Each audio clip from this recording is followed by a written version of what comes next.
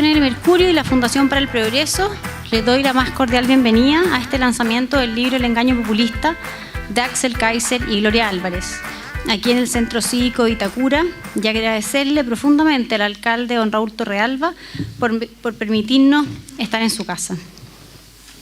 Este libro ya fue presentado con gran éxito en España, ingresando al ranking de lo más vendido en ese país.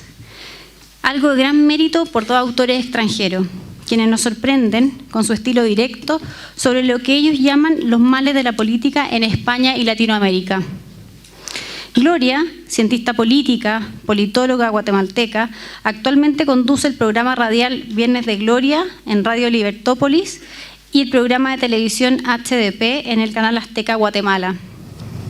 Axel, por su parte, es abogado, doctor en filosofía de la Universidad de Heidelberg, Alemania, académico de la Universidad Adolfo Ibáñez, autor de varios libros, los dos anteriores publicados con el sello Ediciones del Mercurio, y el libro anterior, publicado el año pasado, La tiranía de la igualdad, ha vendido más de 10.000 ejemplares. Para profundizar más en el contenido del libro, dejaré con usted al economista radicado en Estados Unidos, Sebastián Edwards, académico, consultor internacional de gran prestigio a nivel mundial. Wow. ¿Eso soy yo? Sí, sí. Muchas gracias. Esas son las fisuras que no se ven y que pueden ser peligrosas. Buenas tardes. Es para mí un verdadero placer y un honor presentar este libro y un honor estar en este bello edificio.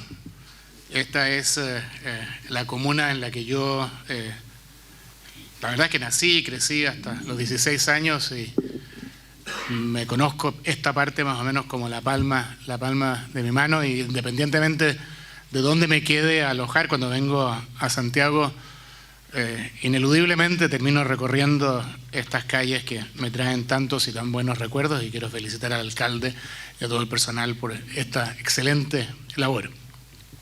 Entremos en el libro. El libro se llama, como ustedes saben, El engaño populista, de Axel y Kaiser y de Gloria Álvarez. Y es un libro verdaderamente excelente. Como algunos de ustedes saben, yo vivo hace mucho tiempo, casi 40 años en los Estados Unidos, y una de las cosas que uno aprende allá es hablar directamente, decir lo que uno piensa, y cuando digo que es un libro excelente es porque pienso que es un libro excelente, no son palabras de buena crianza. Además de ser un libro excelente, es un libro necesario, es un libro erudito, es un libro que hay que leer, independientemente de la posición política que uno tenga.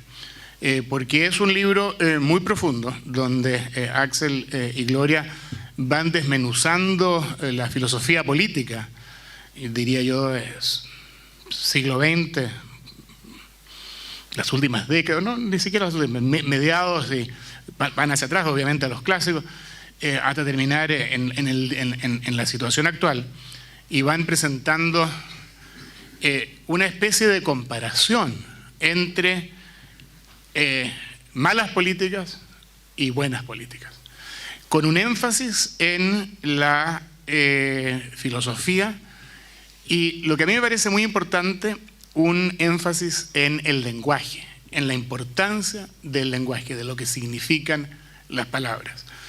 Y en ese sentido, yo quiero llamar la atención a tres partes de este libro, y luego voy a tratar de tener por un ratito una conversación con los autores. Les voy a hacer preguntas que no hemos ensayado, algunas de ellas van a ser difíciles.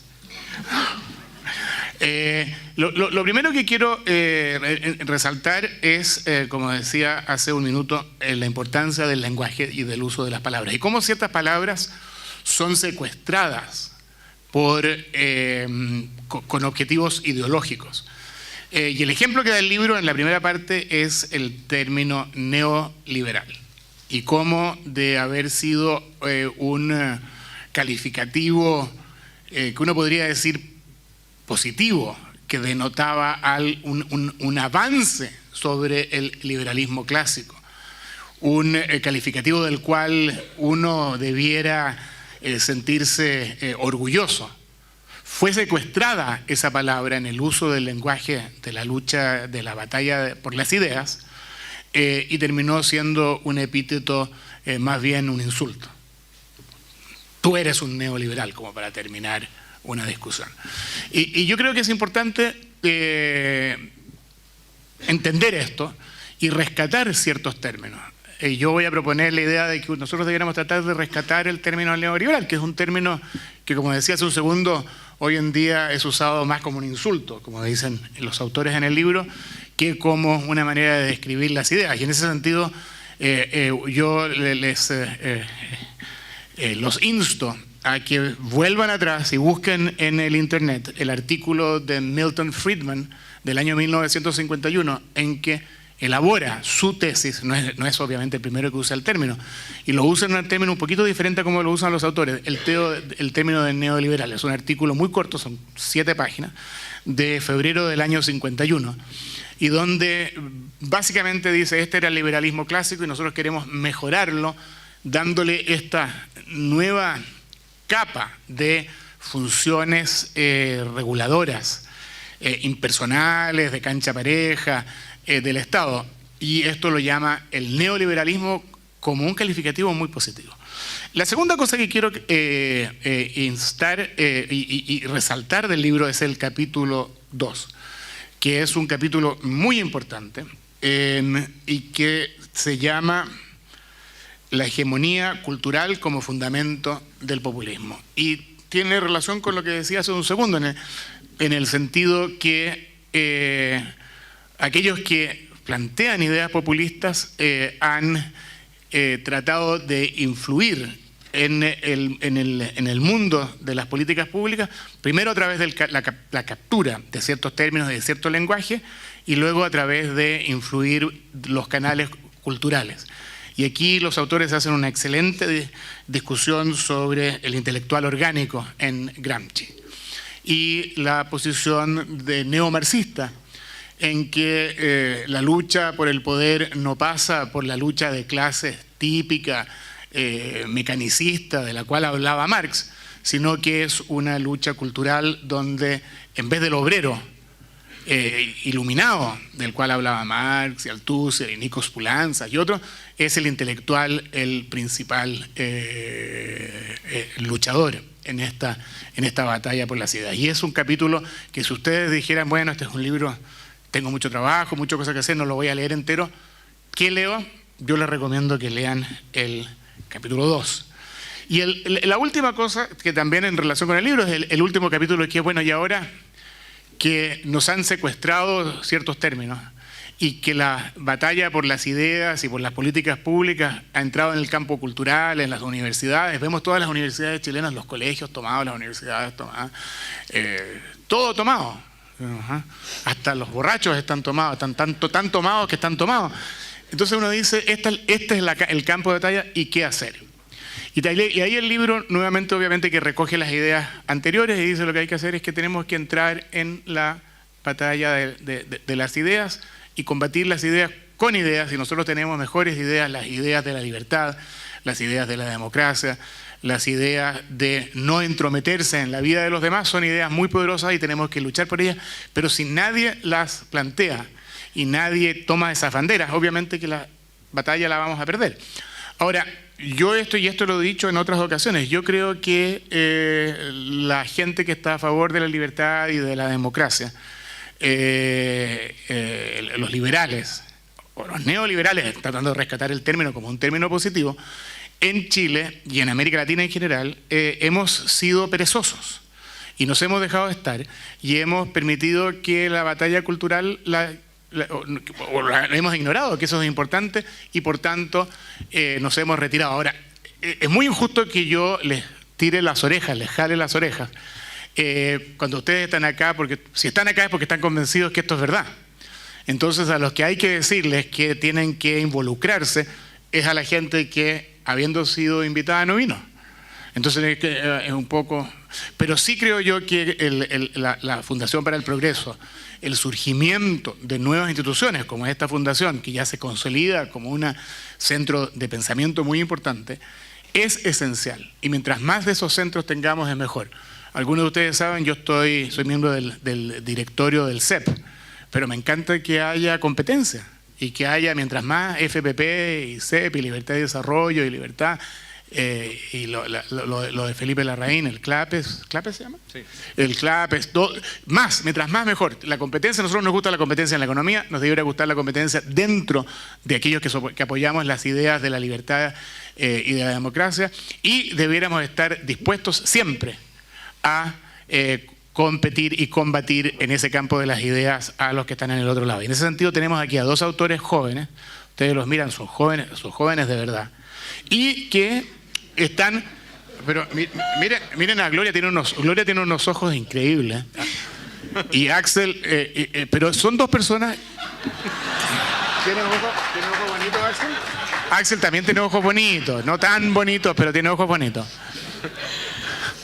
Piensen que Axel, y a Gloria yo la conozco poco, la conocí hoy día, pero a Axel lo conozco hasta hace un tiempo. Axel podría ser corporate lawyer en cualquier compañía del mundo, podría estar en Nueva York, en Londres, podría estar en Zurich, en Frankfurt, le gustaría estar en Frankfurt quizás, no sé. Y está en la lucha de las ideas el día a día y exponiéndose, y necesitamos más gente de esa manera. Entonces yo quiero que antes de que pasemos a la conversación le demos un aplauso a nuestros jóvenes autores.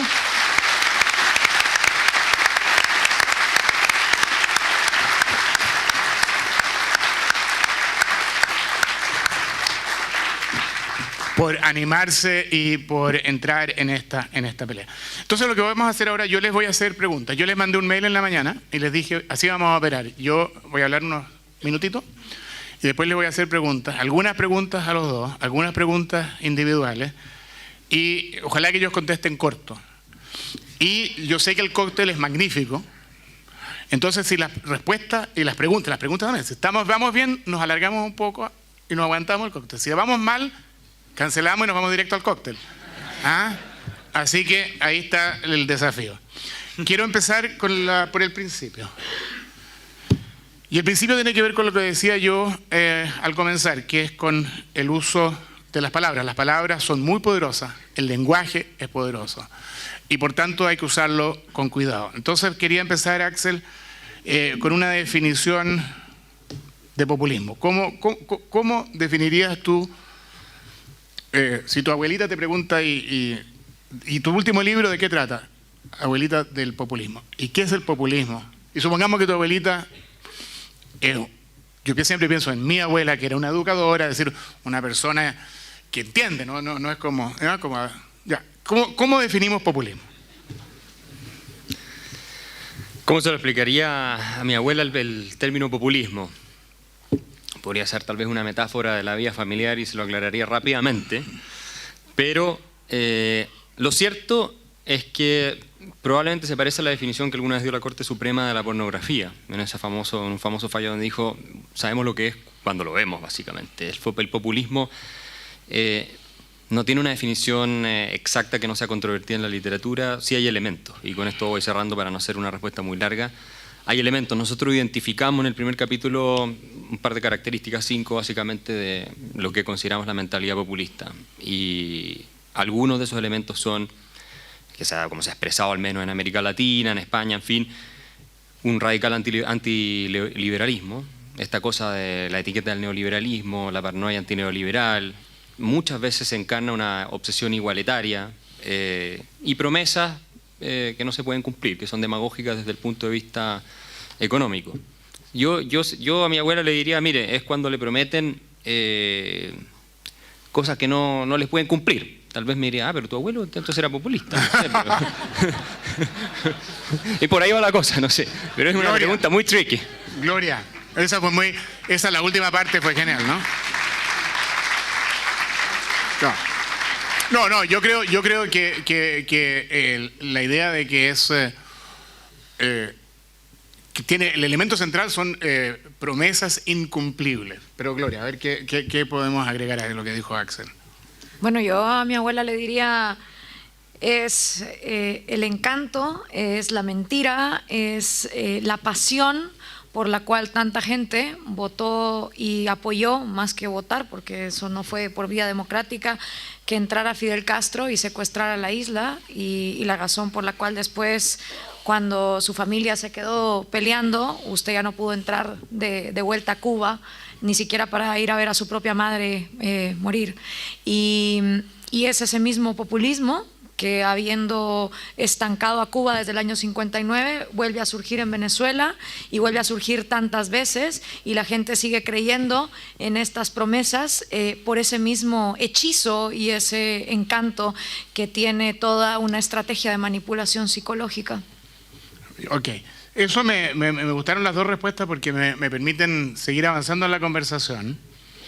En el siguiente sentido, yo no sé si se usa en Guatemala el término que voy a usar, pero lo voy a usar igual, que en Chile es meter a todos en el mismo cambucho.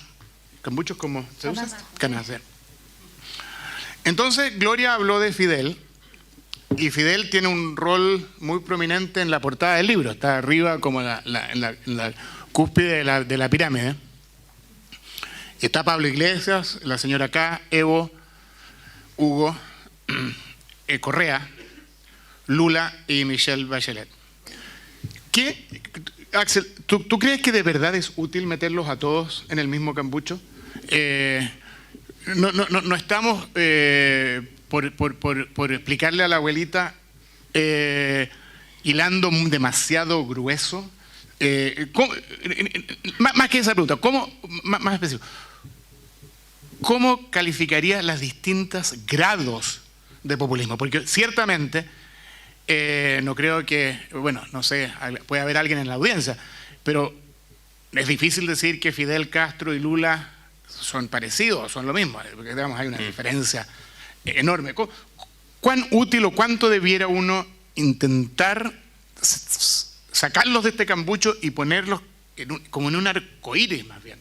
Sí, en el libro intentamos hacer diferenciación, lo cual no es tan simple cuando uno estudia la matriz ideológica a la cual provienen los personajes que analizamos, y si bien es cierto se manifiesta con distintos grados, distinta intensidad, de acuerdo también a los distintos contextos nacionales que no permiten en algunos casos llevar proyectos a un grado en que en otros contextos sí se permiten.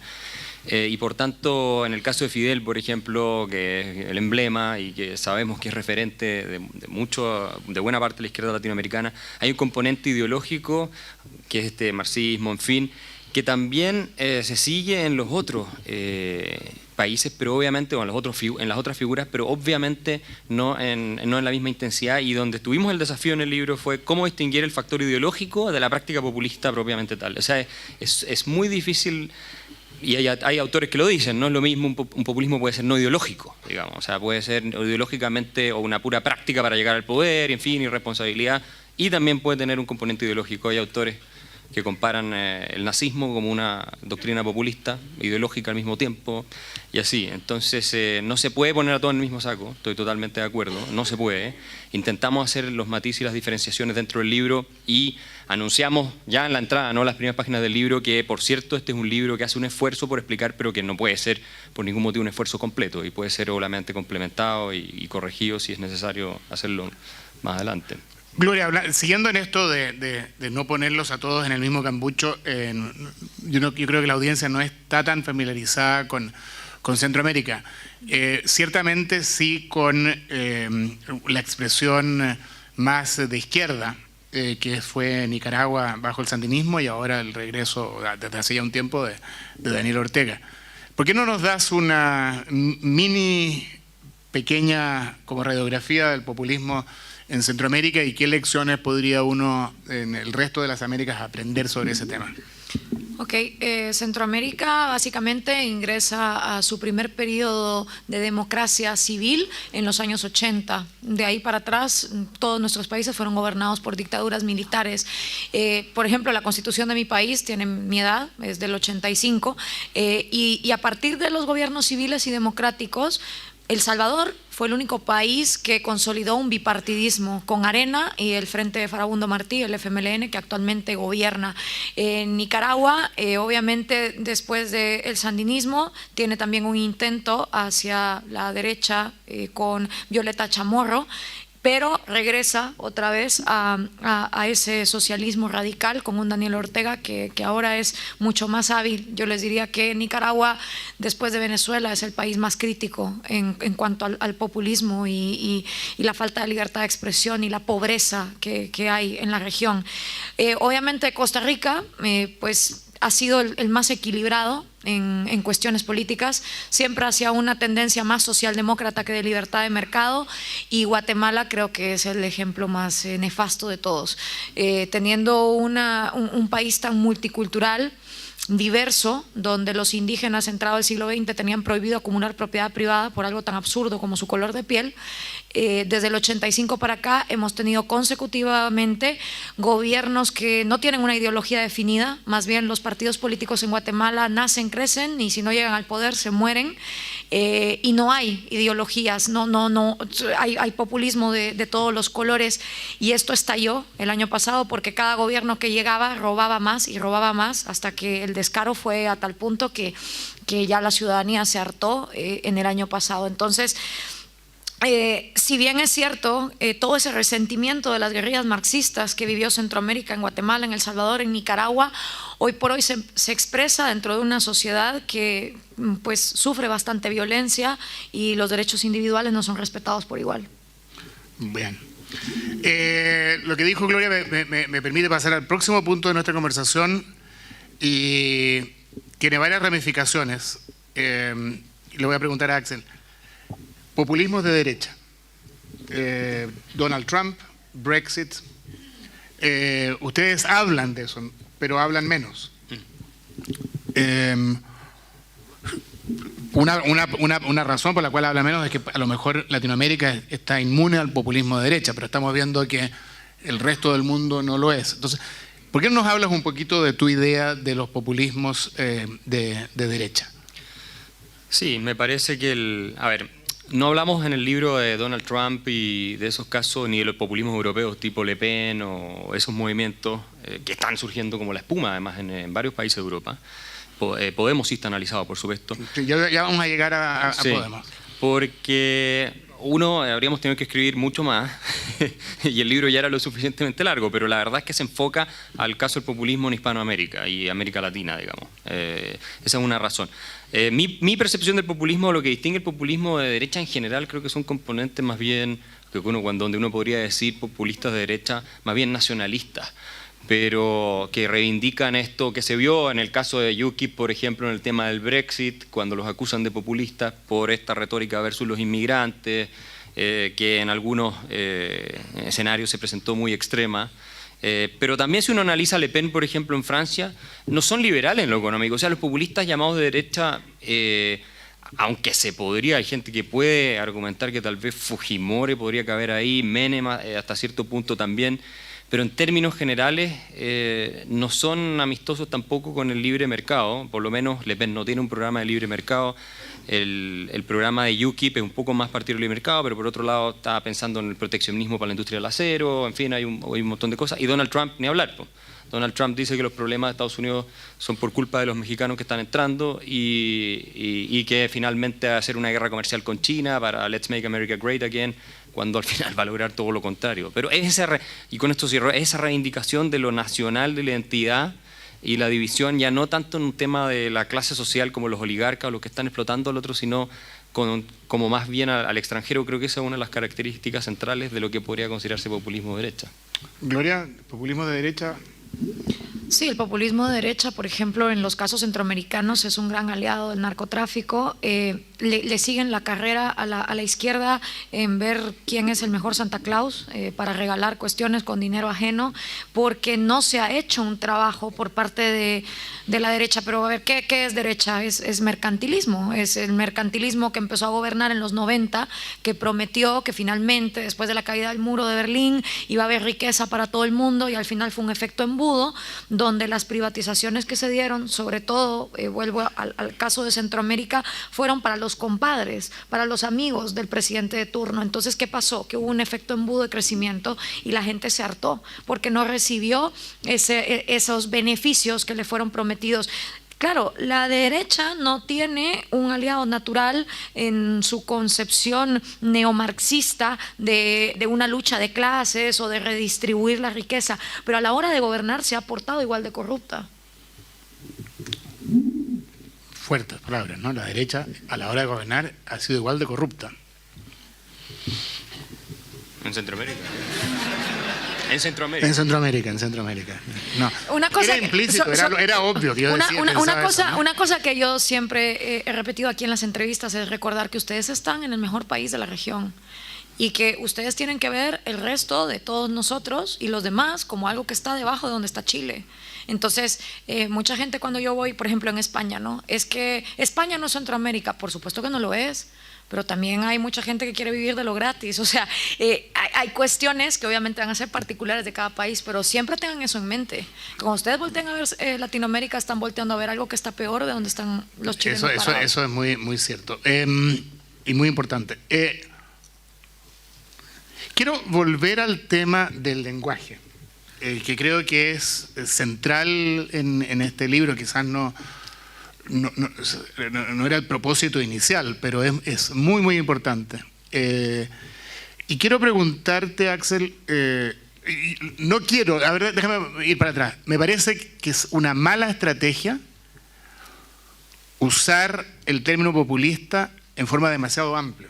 Es decir, pintar con la brocha gorda a todo nuestro adversario como populista, es decir, caer en la descalificación que ellos hacen de llamarnos a todos neoliberales.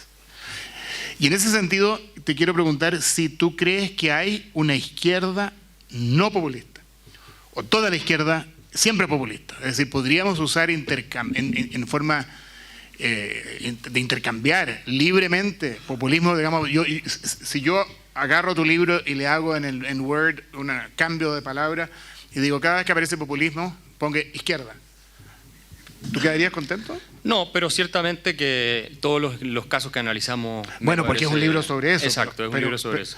Pero, por ejemplo, Felipe González. No, es que eso es lo que te iba a decir. Fue Felipe González que después de haber hecho campaña bajo muchas cosas, pero una de las principales era no poner a España en la NATO y no firmar el Tratado de Defensa Mutua con el resto de Europa. Lo primero que hace al llegar al poder es hacer un gran referéndum en que él hace campaña para que sí entre en la OTAN. La OTAN se dice en castellano. Pero entonces tú crees que hay populismo, hay un programa de izquierda no populista. Sí, la socialdemocracia europea, la de Felipe González, la de Tony Blair, la de Gerhard Schröder, la socialdemocracia que hemos conocido en Europa durante tanto tiempo, que es Ricardo Lagos. Ricardo Lagos, absolutamente Ricardo Lagos, sin ninguna duda. O sea, estos son, claro, nosotros analizamos los casos más urgentes y más graves, esa es la verdad. Y en este minuto en Hispanoamérica en general están alineados con el socialismo del siglo XXI, la mayoría de ellos, y por tanto efectivamente son más bien de izquierda, y como tú dijiste bien, los populismos de derecha no son ahora el caso. Ahora, si tal vez lo escribimos en 10, 15 años más, en la portada hay puros tipos de derecha en el libro. O sea, ¿quién lo sabe cómo va a ser el futuro? Déjame tomar eso dijo Axel, y se lo voy a hacer primero la pregunta, Gloria. Los populismos de derecha no son el caso en este momento. O sea, y los populismos de izquierda, más graves, y los populismos de izquierda se va a Correa, ¿sí? Veremos. No, pero sí, digamos que sí, se va a Correa. Ajá. Se va Humala, ¿sí? Reemplazado por PPK, que de populismo de populista no tiene nada. Se fue Madame K. La fueron a Dilma. ¿Verdad? Van quedando pocos, digamos. ¿Cómo lo ves tú, Gloria? ¿Esto es un péndulo? Ahora, obviamente que se van después de destruir el país, lo cual no es pensemos en la pobre Venezuela. Pero ¿cómo ves tú populismos de izquierda? Hay mucha gente que dice, zafó la región, falta Nicaragua, que la verdad es que desde Sudamérica incorrectamente no entienden mucho, y Venezuela. Mientras unos salen, otros caen. Por ejemplo, a mí me preocupa de sobremanera los acuerdos de paz que se acaban de firmar en La Habana, Cuba, que me parece van a ser el financiamiento ahora que el petróleo bajó. Bueno, primero, obviamente era un financiamiento violento por la Unión Soviética. Luego, por eso es que Cuba entra en un periodo especial en los 90 porque no había plata. Viene Venezuela a salvarla con el petróleo cae, pues qué mejor que el dinero de la droga de las FARC para seguir con el proyecto. Entonces, a mí me preocupa, por ejemplo, que Colombia, que es uno de los países más prósperos que hay en la región, entre dentro del modelo del socialismo del siglo XXI con unas FARC reivindicadas y que entonces eso traiga otra oleada. Pero más allá de eso, el latino que piense que porque cortó la cabeza del populista ya se solucionó el problema está muy equivocado. A mí hay mucha gente, por ejemplo de Argentina, que ahora me escriben y me dicen, bueno, pues hicimos lo que tú querías, votamos por Macri y fíjate tú, ahora todo subió de precio y ahora todo está inflado y todo está mal. Y claro, es que la gente sigue, si seguimos creyendo que el presidente es el mago Merlín que con una varita mágica sube y baja precios, la cosa no se va a arreglar, porque los problemas de América Latina son más profundos y el Ejecutivo ejecuta, pero para ejecutar hay que tener un parlamento con leyes congruentes y para eso hay que tener una constitución clara de cuáles son los valores y principios que vamos a defender y sobre todo un organismo judicial que esté dispuesto a tratarnos a todos igual ante la ley, con tal que si cortas la cabeza del Ejecutivo pero no te das cuenta que todo lo anterior está lleno de incongruencias, entonces el péndulo vuelve a regresar, sobre todo teniendo mercantilistas que, ojo, crean que ahora pueden volver otra vez a los años 90 por estos cambios y se vuelvan a portar de una manera oligopólica que vuelva a mantener a las grandes sociedades excluidas de un mercado global, porque entonces en el 2030 nos vuelve de vuelta. No hay que dejar como la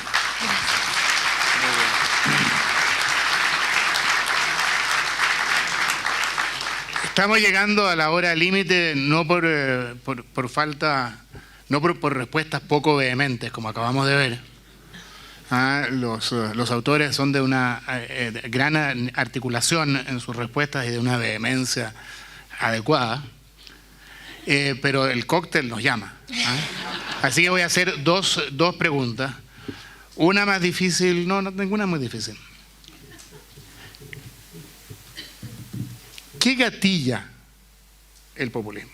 Porque una de las premisas de aquellos que creemos en la libertad es que la gente es inteligente y que no importa que sea un indito sin educación en la sierra de Chichicastenango, en la sierra de Guatemala, el gran sociólogo de la Universidad de Chicago, Saul Tax, en los años 50, mostró con trabajo de campo que la racionalidad económica de estos indígenas de Guatemala era extraordinaria. Casi o todos los teoremas de la economía clásica se validaban, a pesar de que no usaban dinero, usaban trueque. Pero uno no podía, si te cambiaba maíz por algún otro cultivo y después otro y volvía al maíz. El precio al que compraba era el mismo que vendía era el mismo que había comprado, excepto por unas pequeñas mermas que eran obviamente lo que se le pagaba a los intermediarios. Si nosotros creemos que el individuo la gente no es tonta. You cannot fool everyone all the time. La diferencia entre el populismo Perón, Getúlio Vargas, Ibáñez II y el populismo actual, bueno, Ibáñez II es distinto, es que el populismo actual, la gente vota por ellos inicialmente. Entonces yo lo que noté un poquito no demasiado profundo en el libro, pero yo sé que ustedes lo han pensado, es qué gatilla el populismo. Y el caso de Argentina es muy claro, porque lo que gatilló los K eran unos desconocidos, pero de terror. Digamos, dicen que eran corruptos, yo no sé, pero eran de terror, de la provincia última, nada.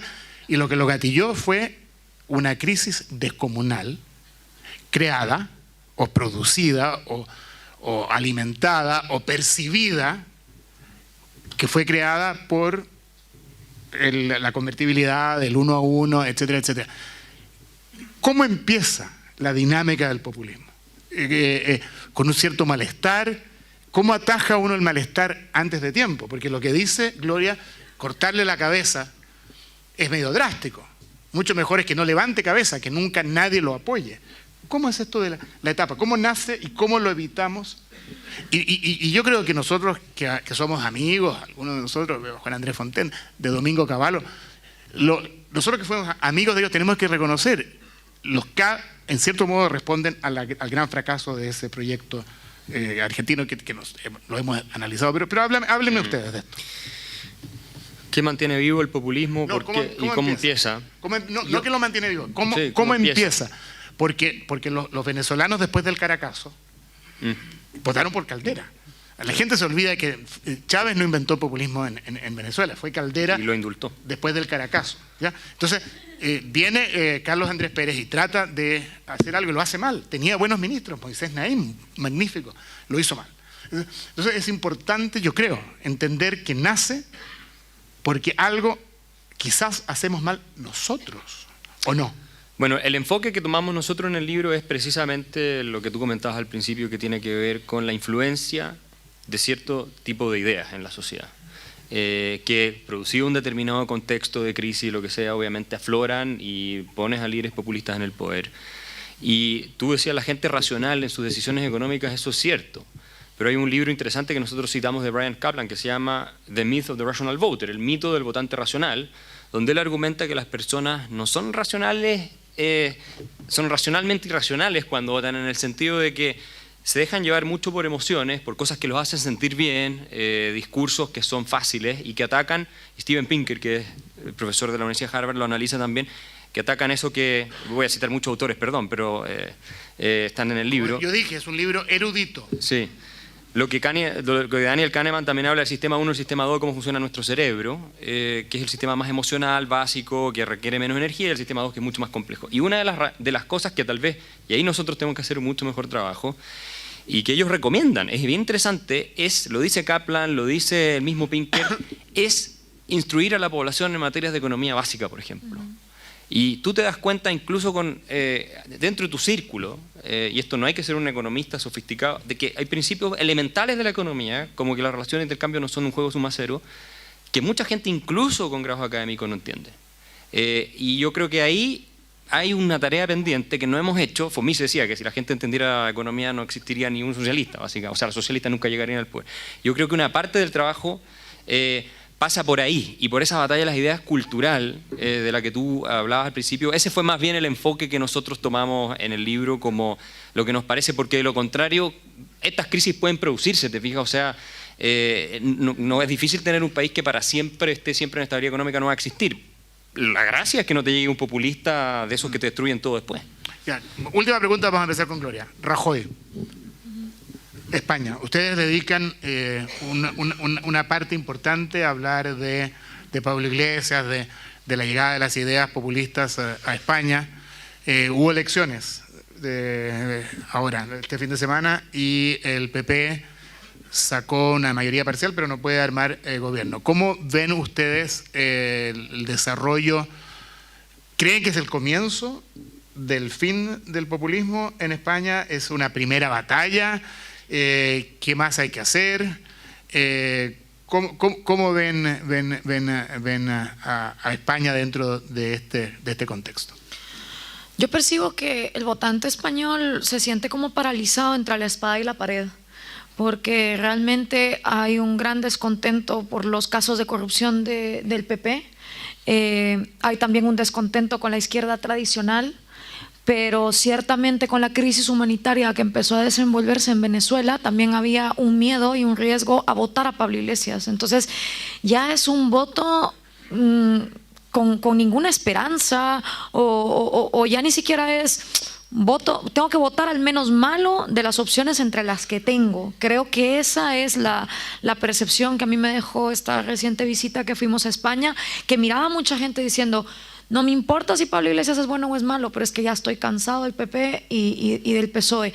Pero al mismo tiempo, como la crisis de Venezuela va acrecentándose y Pablo Iglesias no tiene ningún problema con que lo comparen con eso, al final creo que ganó más el miedo a lo nuevo por conocer, entonces mejor me quedo con lo viejo conocido.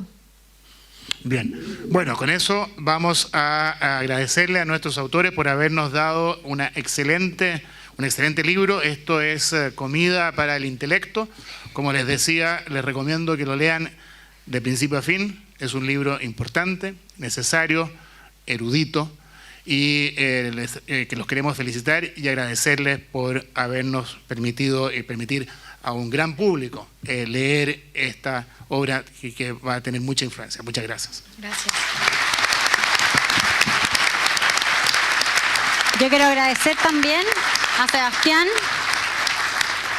que nos acompaña, que vino de Estados Unidos, de nuevo al alcalde de Vitacura, Raúl Torrealba, sus colaboradores que nos acompañan.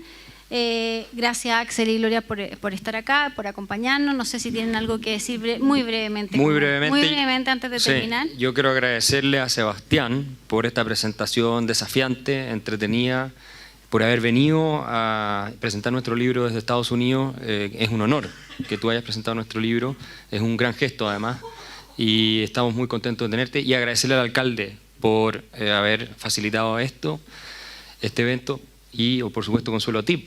Tú eres la editora, la que hizo el trabajo pesado, y obviamente a la Fundación para el Progreso, a toda la gente que nos ha ayudado con esto, y a mi coautora por haber inspirado esta obra y por haber llevado a que esto se concretara de manera tan constructiva y positiva, y por todo tu feedback y apoyo. Así que muchas gracias a todos ustedes por estar acá. Claro, ahora el cóctel y a comprar el libro. Aproveche que está Gloria y Axel acá para que se lo firme y se lo autografíe. Muchas gracias a todos por venir.